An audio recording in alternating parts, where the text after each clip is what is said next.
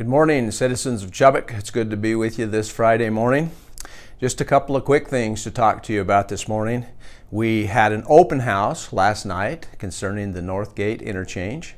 It was very well attended. I want to say thank you to those who came over and checked out the open house that was put on by ITD. We took some great comment. It was a very, very positive experience, and things are going forward in a great way. It's wonderful, again, to work with the people who are involved in this, particularly the landowners that are up there. They've been a real pleasure to work with, and we're hoping that as this year continues, we'll see some wonderful things happen on that side of our town that we look to help with a lot of traffic congestion that we experience in the middle of our city, particularly at certain times of the day. So we certainly look forward to the opportunities that's going to present. And again, thank you to ITD for putting on that open house and for all that came and participated. It was a wonderful event. We've got a survey on our website that we'd like to encourage everybody that's possible to get on and take today. This is the last day we'll be taking those comments. It's to help with our strategic planning. And you know, oftentimes as we do some of the processes in this city, we have some folks who aren't totally sold on the things that we're doing, and this is your opportunity to come and get involved today to help us determine some things that ought to happen and the way they ought to happen in our community. We are grateful as we have concluded one of the surveys earlier this month for all of those who participated, and that information is being gathered and we're making plans to act on that at this time. So again, this strategic planning survey will conclude today, so we encourage you, if you have not participated, please do and be part of helping us determine what the tomorrow Chubbuck will look like. I had the opportunity this week to attend some meetings in Boise, and I'd like to report a little bit on those. On Monday, I was in a water summit meeting, and that was a very interesting experience. There's some interesting changes coming that I don't know you'll see the effect completely, but it's going to truly affect our community. I'm grateful for them. I heard a term that I had never heard before, and that's federal cooperativism.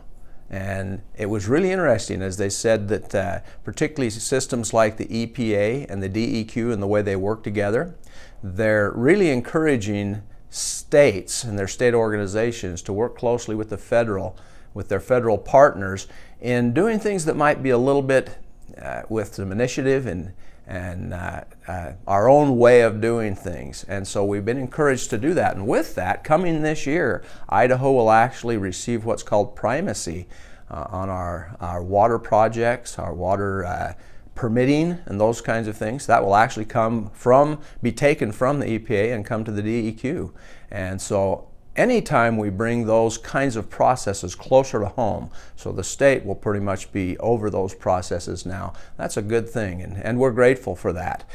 We were given a lot of information as to how that's going to come about, and it'll probably be actually 2019 before we see the full effects of that. But some of that's going to be starting to be instituted this year, and we're just grateful for that. Water is an interesting commodity that we have, and sometimes I don't think we fully appreciate it. As I looked at the reports, we've just left the full year of our previous water year. You all know we had a lot of snow last winter, and because of that we had a great water year this year, and it's made for some real good experience. Well, some of the reports that I was able to review this last Monday, we've got areas in this state right now that their snowpack is at 0, and we're at the end of January. That's a real concern. So there's a real possibility that there could be some water shortage in our state this coming summer.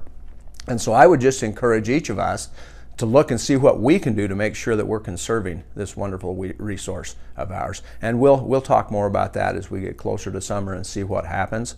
Hopefully we'll get more snow and some things will happen that will allow that snowpack to be what it needs to be to provide the water that we need.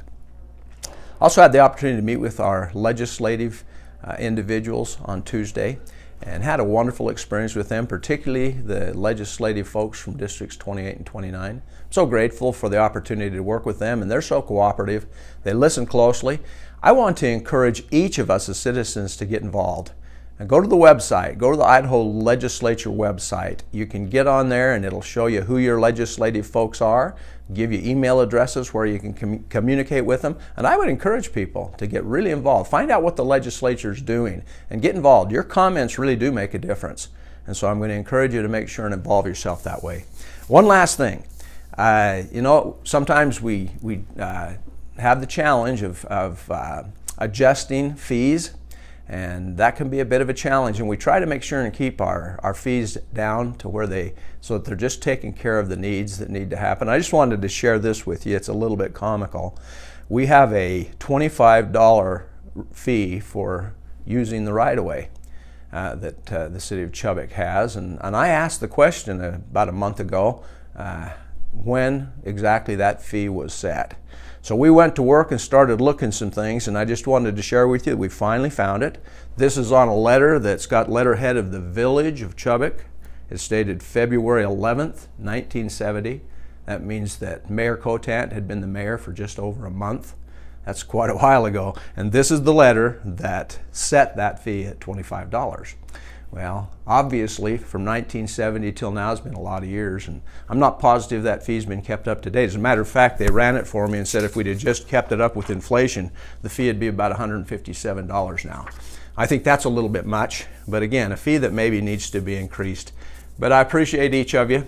I'm grateful for the opportunity to be involved with the leadership of this community, and grateful for each of you and your involvement. We got some wonderful things going on in this community.